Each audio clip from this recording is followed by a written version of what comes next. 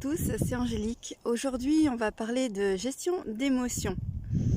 Alors, lorsqu'on est adulte, on a parfois du mal à exprimer nos émotions et on a tendance à porter des masques parce que on s'est adapté.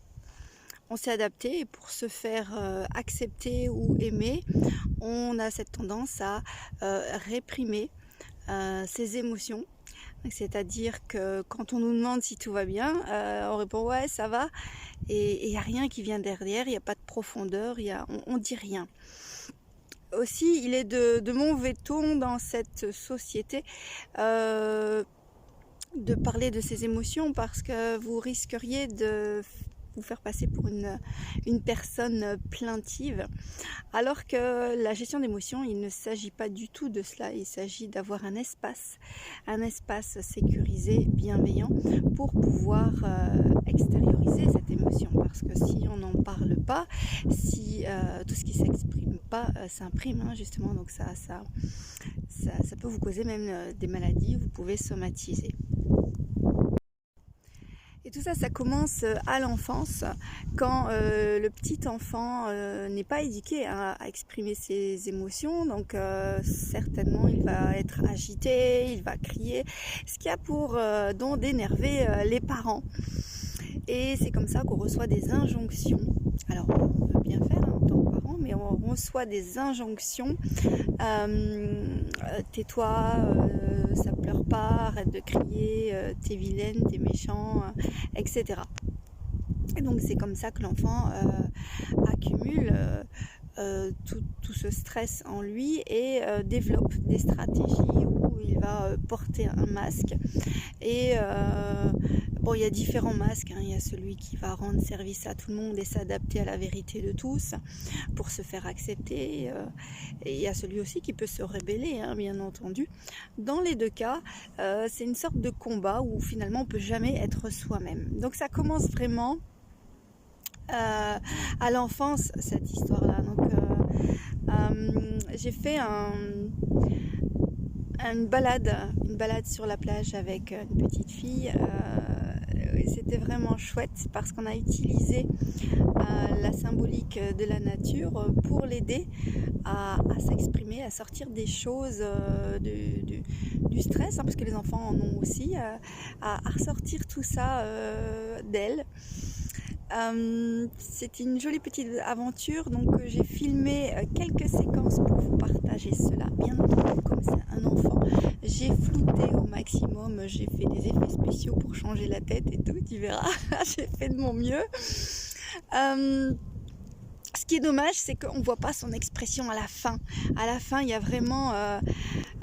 autant au début, voilà, il y avait de la tristesse chez cet enfant, et autant à la fin, c'était vraiment une expression de joie, un sourire jusqu'aux oreilles. Elle se sentait libérée, ça lui a fait beaucoup de bien. Je vous encourage vraiment à aider vos enfants sur ce chemin-là pour que plus tard, ce ne soient pas des adultes névrosés. Enfin là, je vais peut-être un peu loin, mais oui, ça peut. C'est important d'avoir un espace d'expression de soi. Et lorsque je fais de l'éco-coaching, c'est ce que je propose aux adultes. Évidemment, je travaille avec des adultes. C'est un espace de bienveillance où on peut extérioriser, un peu soulager et on peut pacifier. Donc en plus j'ai des outils pour ça. C'est pas de la thérapie profonde, là s'il y a vraiment quelque chose qui te fait souffrir, je t'invite à aller voir un thérapeute. Là on est vraiment dans du coaching du moment présent, où déjà à la première séance, tu ressors vraiment pacifié, avec une autre orientation mentale qui fait que tu es prête ou tu es prêt à envisager d'autres façons de faire, d'autres façons de vivre, et à envisager ta vie épanouie, parce que ça peut être la suite aussi. C'est le processus de coaching où là on travaille sur tes objectifs. Allez, sans plus attendre, je t'invite plutôt bientôt à cette petite balade enfantine très agréable. Et je te dis à très bientôt. Et coach mon vôtre.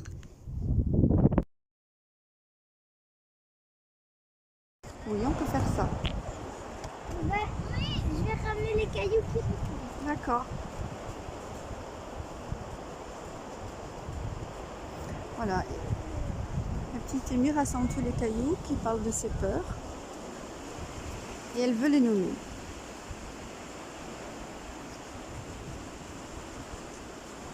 C'est une façon de mettre des mots sur ce que l'on garde parfois en soi.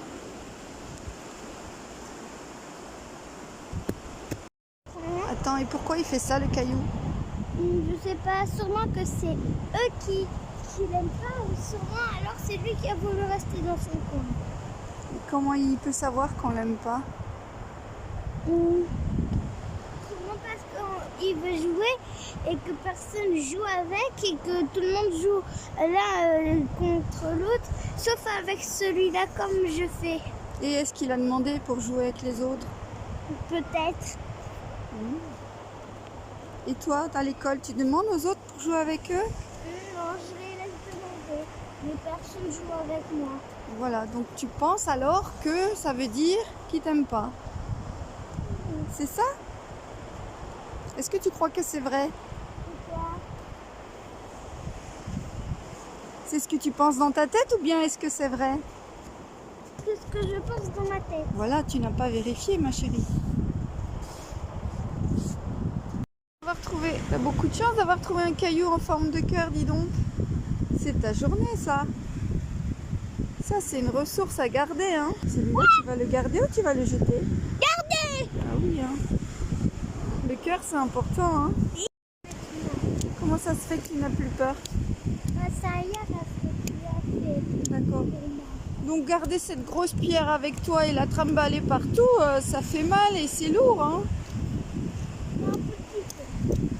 Et c'est peut-être à ce moment-là qu'on peut la jeter, la peur, à la mer. À la mer, ouais, parce que les peurs, on n'en a plus besoin. Les choses positives, on en a besoin. Toutes les ressources, les nouvelles ressources que tu as apprises, tu en as besoin. Mais la grosse pierre qui te dit toujours des choses négatives dans ta tête, est-ce que tu en as besoin? C'est lourd à porter, ça. Oui? Qu'est-ce qu'on fait alors? Je la jette tout là-bas. Allez, le plus loin possible, tu n'en as pas besoin. Et tu cries, j'ai pas besoin de toi.